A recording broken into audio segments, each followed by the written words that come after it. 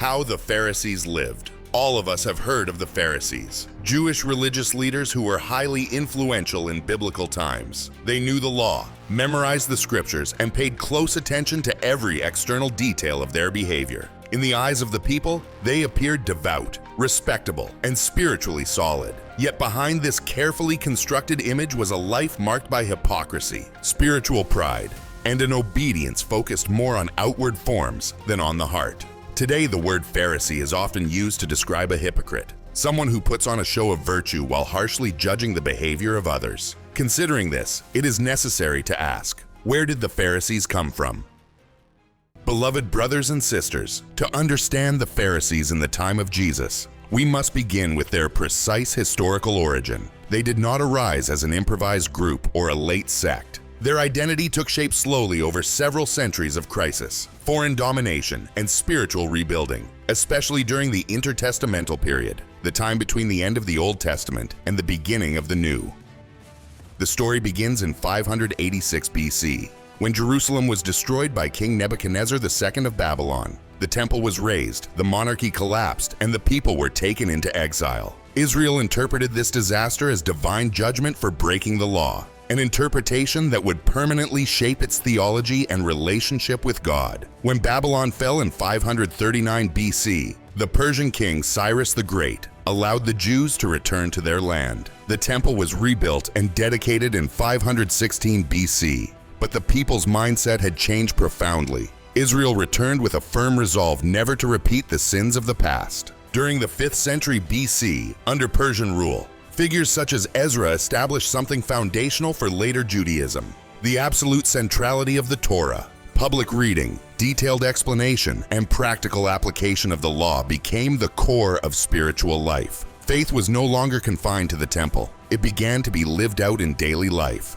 At this stage, however, the Pharisaic movement did not yet formally exist. The decisive turning point came in the 2nd century BC under Greek rule. In 332 BC, Alexander the Great conquered Judea. After his death, the region fell under Seleucid kingdoms that actively promoted Greek culture. Language, customs, names, and values began to penetrate Jewish life. Some adopted them, others resisted fiercely. The crisis reached its peak under the reign of Antiochus IV Epiphanes, 175 to 164 BC, who banned essential practices such as circumcision, Sabbath observance, and the reading of the law, and who profaned the temple. This persecution sparked the Maccabean revolt in 167 BC. It was in this context that a group known in Hebrew as the Hasidim, the pious ones, emerged. They were Jews deeply zealous for the law, who fought not only for political freedom, but for spiritual faithfulness.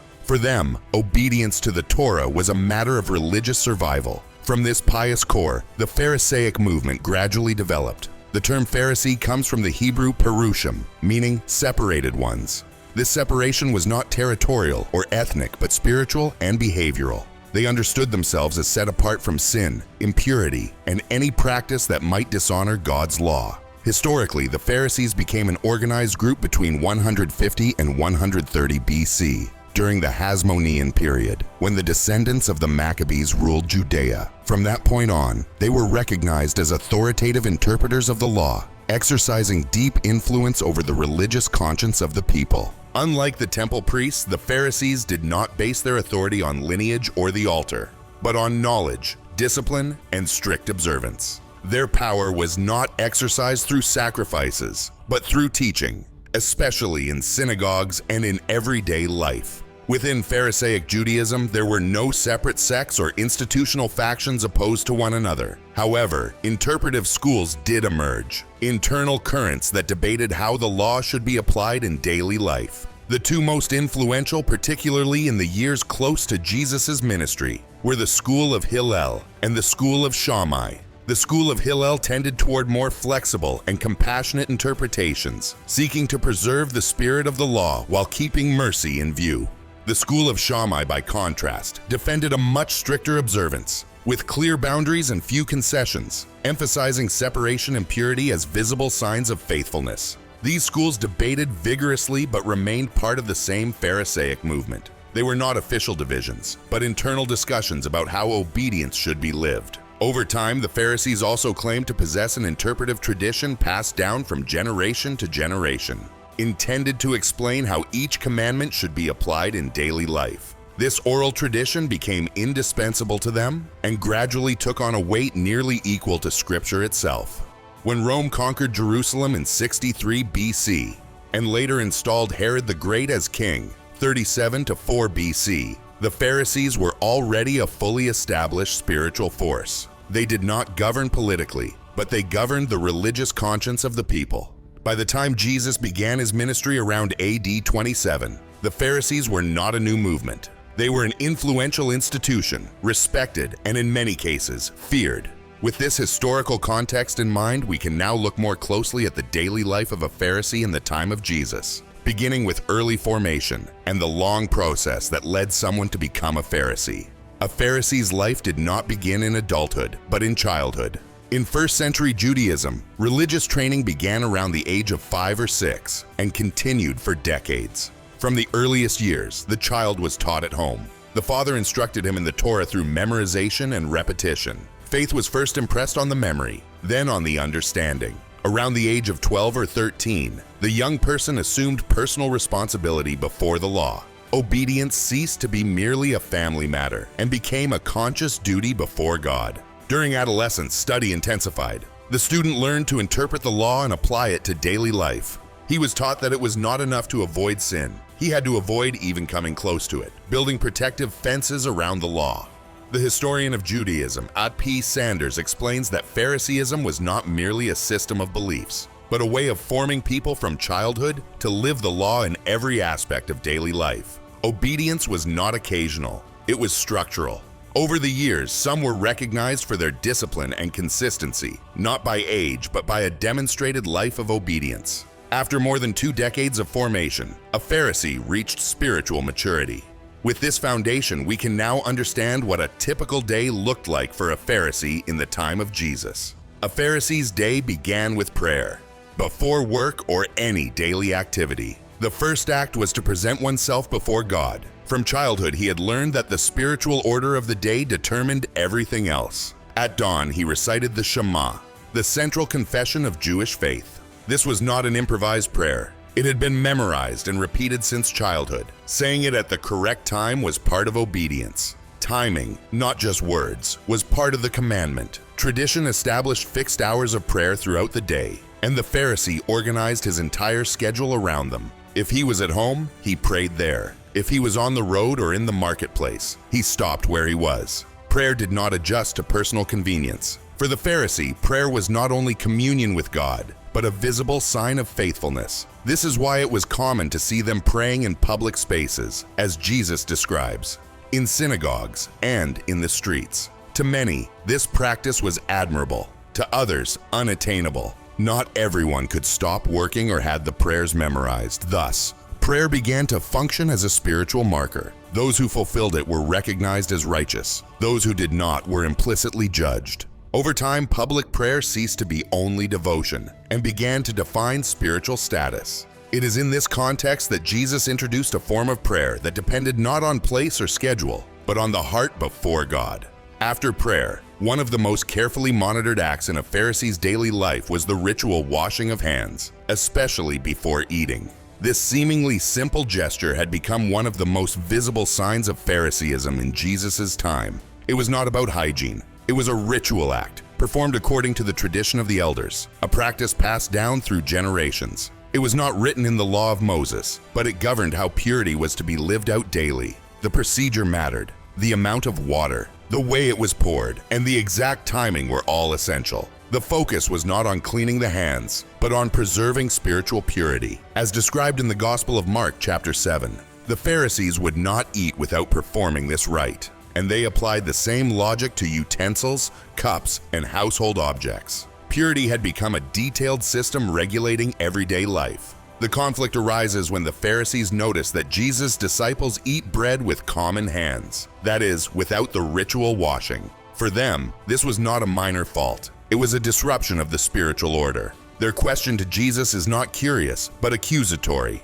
Why do your disciples not walk according to the tradition of the elders? For a Pharisee, allowing someone to eat without the ritual meant normalizing impurity. Failing to observe it was not seen as carelessness, but as spiritual irreverence. The Jewish historian Flavius Josephus explains that the Pharisees held great influence because they defined how piety was to be lived out in daily life. That is why a visible action like eating without washing one's hands had immediate consequences for public perception. Over time, these practices became identity markers. Those who observed them were considered insiders. Those who did not were placed outside. When Jesus responded, he did not argue about the procedure. He went straight to the heart of the issue. He pointed out that they had elevated tradition to the same level as God's commandment. For the Pharisee, impurity entered through the hands. For Jesus, defilement came from the heart.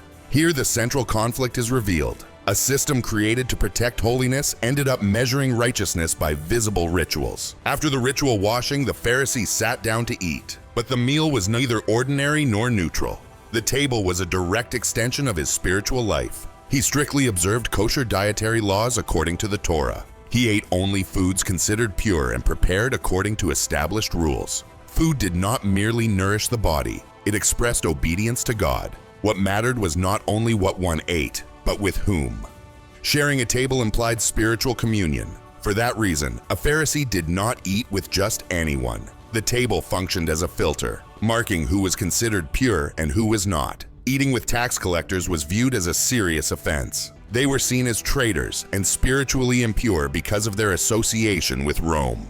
Eating with Gentiles was even more problematic, since they did not follow kosher laws or purity regulations. Sitting at their table meant exposing oneself to ritual contamination. In this context, the scandal caused by Jesus becomes clear. He did not merely speak with tax collectors and sinners. He sat at the table with them. He shared their food without demanding prior purification or verifying their ritual status. From a Pharisaic perspective, this was not mercy. It was a direct violation of the religious order. This is why the inevitable accusation arose. This man welcomes sinners and eats with them. The table, designed to express holiness, became the place where Jesus revealed the heart of God. After prayer, purity practices, and meals, the Pharisee continued with his workday. Work was not separate from spiritual life. Every daily activity was part of service to God. Obedience did not end in the synagogue or at the table. It extended to the marketplace, the workshop, and the field. Many Pharisees were artisans, merchants, farmers, or small landowners. Some devoted themselves to teaching the law, but even they often practiced a trade. Work was considered honorable. Living off the piety of others was frowned upon. One's livelihood had to be earned through effort and integrity. In business, the Pharisee carefully monitored weights and measures. This was not only about social justice, but spiritual faithfulness. Cheating, exaggerating, or taking advantage of others was seen as sin before God. Honesty had to be visible and consistent. The use of Roman currency created ongoing tension. The coins bore pagan images, yet their use was unavoidable. The Pharisee learned to live with this reality without, in his view, allowing it to contaminate him spiritually. In dealings with Gentiles, he kept his distance. He could buy or sell, but avoided personal relationships. The interaction had to be functional, not relational. Sharing unnecessary time, let alone a meal, was unthinkable. Throughout the day, the Pharisee watched his speech and intentions. He avoided careless oaths and guarded his words. External compliance was not enough. Even thoughts that could lead to transgression had to be examined. When the set hour of prayer arrived, work stopped. The activity did not matter. Sacred time took priority. Pausing to pray in the middle of the workday publicly reaffirmed his faithfulness. At day's end, the Pharisee evaluated his conduct. He did not first ask how much he had earned, but how he had acted. Had he been just? Had he maintained purity? Had he avoided what was forbidden? Spirituality was lived as constant self-examination. After prayer, meals, and work, the Pharisee's life always returned to its core, the home. For him, family was not a private space disconnected from faith, but the first and most constant setting for obedience to the law. He understood his role as father and husband in spiritual terms before emotional ones. His primary responsibility was not only to provide, but to shape and govern the household according to the Torah.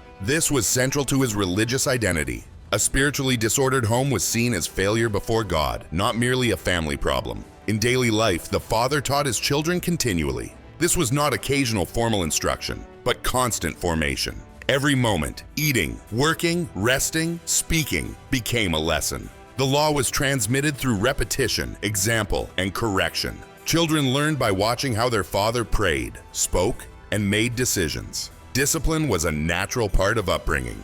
It was not seen as harshness, but as spiritual protection. Correcting a child was considered an act of faithfulness to God. Allowing a child to grow without rigorous formation was seen as dangerous to his soul and to Israel's future. The relationship with one's wife was also tightly regulated. Marriage was honorable, but governed by rules. Conjugal life was subject to ritual purity laws that determined permitted times and times of abstinence. Sexual intimacy was guided not only by desire, but by obedience. Self-control was valued as a sign of spiritual maturity. The woman participated in this ordered life, though from a role clearly defined by culture and tradition. Her primary responsibilities were linked to the home, child rearing, and observing domestic purity laws. The household's faithfulness depended largely on her careful observance of these practices. The Pharisee viewed his home as an extension of the holiness of the people. The table had to be pure, food had to be kosher, and times had to be observed. Even intimacy and rest were regulated. Nothing lay outside the religious framework. At the end of the day, when the family gathered again, the Pharisee evaluated not only his own conduct, but that of the entire household. Had purity been maintained? Had the rules been respected? Had the children learned properly? Spirituality was not individualistic but communal. The entire household stood under examination. Day after day, the Pharisee built a highly structured family life, convinced that by doing so, he was securing God's favor over his house and over Israel.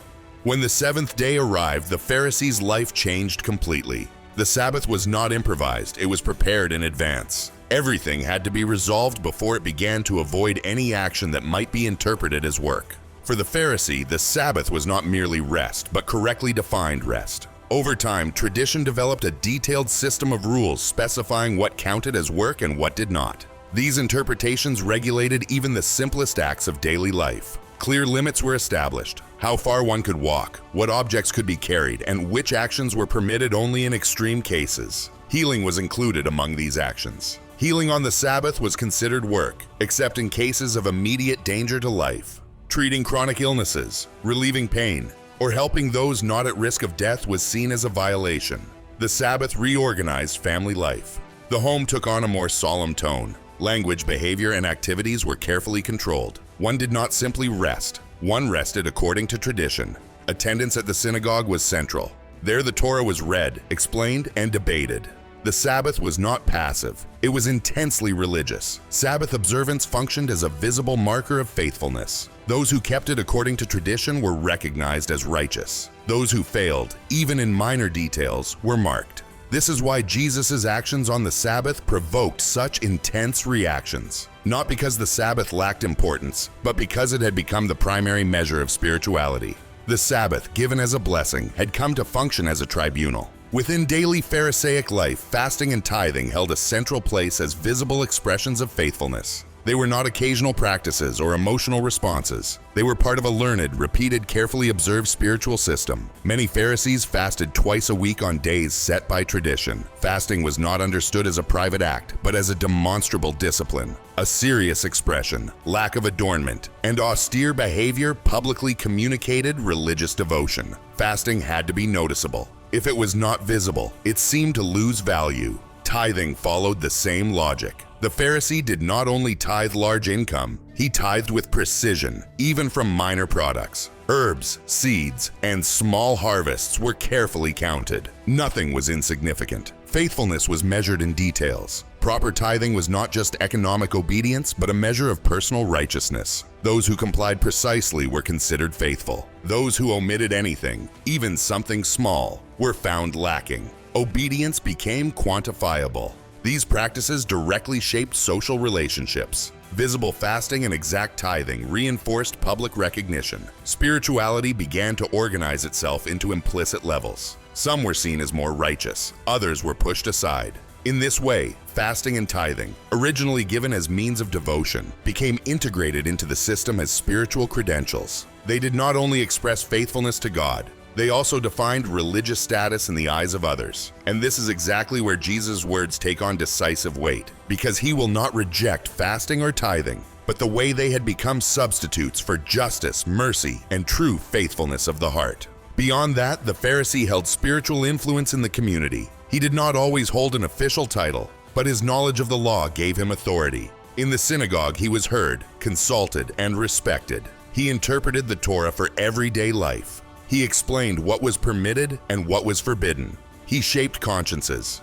His word carried weight because it was backed by a disciplined life that people could see. In his own eyes, the Pharisee was a guardian of Israel's faithfulness. His separation was not, in his mind, contempt. It was spiritual zeal. He believed that keeping distance from sin was a way of loving God. Day after day, he lived convinced he was doing God's will. His faith was serious, ordered, and demanding. Nothing was left outside religious control. And in a world structured that tightly, any voice that placed mercy above the system was bound to produce a deep confrontation.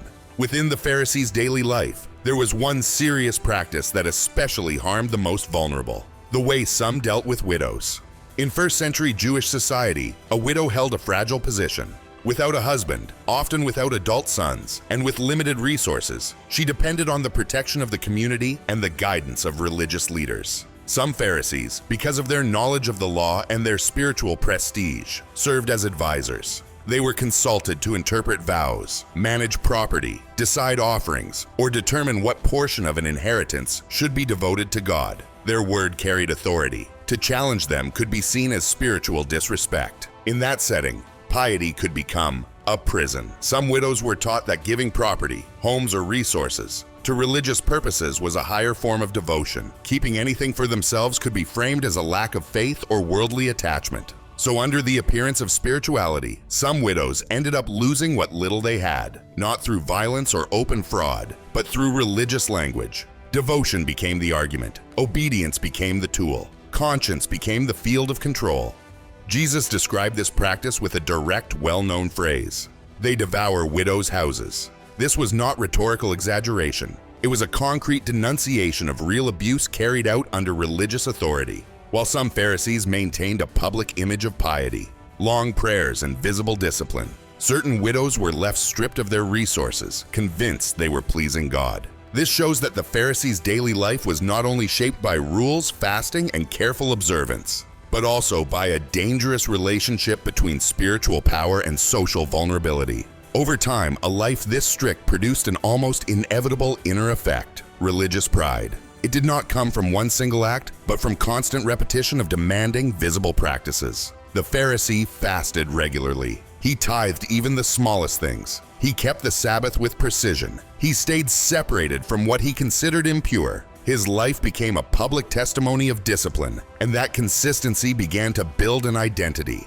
Righteousness stopped being seen only as a gift from God and began to feel like a personal achievement. The Pharisee did not have to say it out loud. He knew it. He had done what was required. He had obeyed. He had done more than many others. Comparison became silent, but constant. The standard was no longer measured mainly before God, but against the tax collector, the visible sinner, the Gentile, the one who did not fast, the one who did not tithe precisely. In that contrast, the Pharisee felt confirmed. This pride did not always show up as open arrogance. It appeared as confidence that he was on the right side, certainty that his way of living was the valid standard, conviction that God approved his behavior above others. Obedience became spiritual credentials.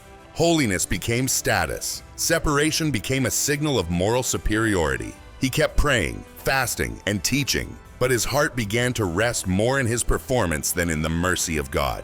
In this way, religious pride became part of the daily routine, not as an obvious sin, but as the logical consequence of a faith measured by rules, comparisons, and visible results. And this completes the portrait of the Pharisee, Rasani, in the time of Jesus.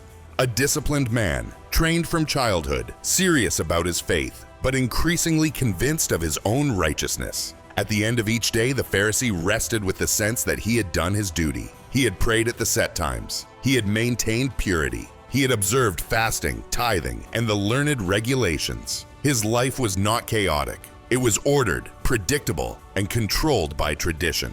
Night did not break the discipline. Before sleeping, he reviewed his actions, evaluated whether he had failed in anything. Spirituality was lived as constant examination. Peaceful sleep depended on the sense of having obeyed correctly. That was how his days passed, without improvisation, without spiritual spontaneity. Everything was regulated: prayer, meals, work, relationships, rest. Faith was not felt, it was managed. For many among the people, this way of life was admirable. It represented commitment, seriousness, and faithfulness. The Pharisee was seen as an example, a model, the standard of what it meant to serve God correctly. But the same structure that produced order also produced rigidity. Spiritual life became heavy for those who could not sustain it. Righteousness became a standard most people could not reach. Mercy was pushed beneath the system. Despite their strict life, Jesus did not praise them. He confronted them with a severity he did not use with any other group. He did not speak in private. He did not hint. He denounced them publicly, in front of the people, because the damage was public. Jesus called them blind guides. He said they claimed to lead the people, but they themselves could not see. They knew the letter, but had lost the direction. They were guiding others toward a system, not toward God. He called them hypocrites, not because they did not obey, but because they lived a divided faith. Outwardly, they showed discipline. Inwardly, there was hardness, pride, and lack of mercy. He said they cleaned the outside of the cup, but inside they were full of robbery and injustice. He confronted them because they loaded the people with heavy burdens, rules they knew how to keep, but demanded from others without compassion. They tied up impossible religious loads and would not lift a finger to help. Religion had become oppressive. He called them whitewashed tombs, beautiful on the outside, clean in appearance, but full of death within. A polished appearance without real life. A religious image without true transformation. Jesus denounced that they devour widows' houses, and to cover it up, they made long prayers. Piety had become a disguise. Prayer had become a shield. Abuse had become tolerated practice. He accused them of tithing even the smallest things, but neglecting the weightier matters of the law: justice, mercy, and faithfulness. He did not say tithing was wrong. He said they had reversed the priorities. They perfected the minor things and abandoned what was essential. Jesus went further. He said they traveled land and sea to make one convert, and when they succeeded, they made him twice as much a child of hell as they were. They were not forming people for God. They were reproducing a sick system. He called them a brood of vipers, not as crude insult, but as spiritual diagnosis. Dangerous religious serpents because their poison was not obvious. They did not attack with violence, but with twisted teaching and false spiritual security. Jesus said they were responsible for the blood of the righteous, not because they carried weapons, but because their religious system had resisted, persecuted, and eliminated those who truly came from God. And finally, Jesus wept over Jerusalem. He did not celebrate his denunciation. He mourned what he saw, because they were not ignorant. They were experts, and still they resisted. Here is the key. Jesus did not confront the Pharisees for lack of religion. He confronted them for making religion a substitute for God, not for failing to obey, but for obeying without love, not for lacking knowledge of the law, but for using it to control instead of restore. That is how the encounter between Jesus and the Pharisees ended, not as an academic debate, but as a spiritual verdict. And that confrontation did not remain in the past, because every time faith becomes a system and obedience replaces the heart, the voice of Jesus speaks the same way again. And now, beloved brothers and sisters, we are closing this video. Thank you for staying with us to the end. I truly hope it has been a blessing. My desire is that through these Bible studies, we grow together each day in the knowledge of God's Word. I also want to mention that if you would like to support this ministry, the best way to do it is by liking this video and subscribing to the channel. It is completely free. God bless you.